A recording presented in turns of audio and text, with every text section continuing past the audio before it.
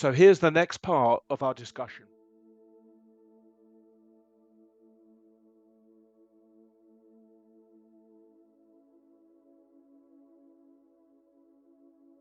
About it because I've cried so much that I just refuse. Like, I'm not going to cry another tear about it. I Yeah, and think then I have a lot of friends too. Sorry, John, that no, who go Rachel. that weren't told till later in life, and they've called me and they're like, "What the?" like, Right, exactly. This is ridiculous. Why wasn't I not told that I was adopted? I mean, it's not okay because our story belongs to us. It doesn't belong to anybody else.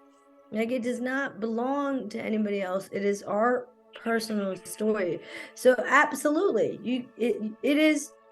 No, tell people who are adopted that they're adopted. That is not even anybody's right to not do that. Yes. It's just not. However, I will just suggest that parents tell their children hundreds of lies throughout their early years as a matter of standard practice. Does it matter about what that lie is? It does from our subjective experience. It does. Yes, it does. Yeah.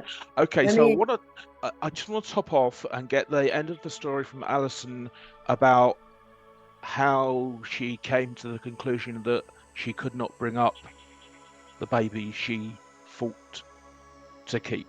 Alison. Yeah. It's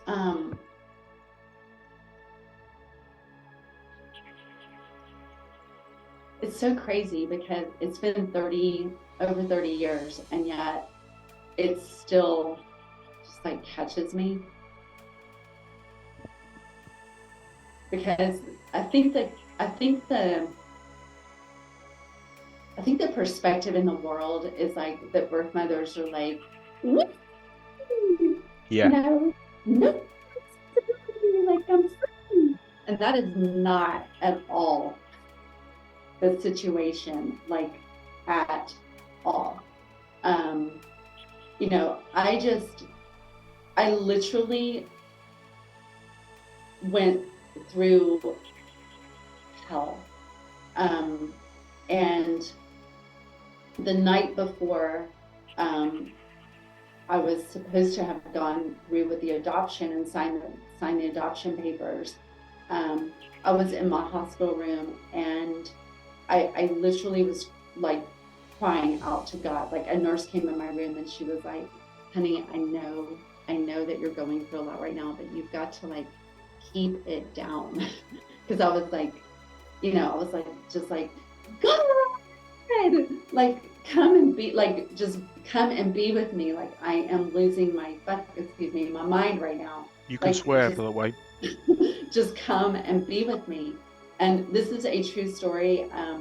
If I were on a witness stand right now, I'd place my hand on the Bible and raise my hand. And this is a true story. So a Black woman came into my room, and she was very large. And I think that she showed up to me this way so that I would never, ever, ever forget this moment ever in my life. And she sat down with me, and she put her arms around me, and she was just like, pour into me, baby girl, like, what is going on? And I was just like, if I leave with him tomorrow, I have to go back to my mother's house, which means that he is going to be raised the same way that I was, and I refuse to have that happen for him. Like, he is not going to be beaten. He is not going to be told that he's never going to amount to anything. He is not going to be told that he's garbage. Like, look at this perfection. Like, I am not going to do that to him. And she just held my hands, and she was like, you know what to do. Like, just trust that. Like, you know what to do. And so I was just like, okay, I'm gonna sign the papers. And so Come back for the next part of this discussion.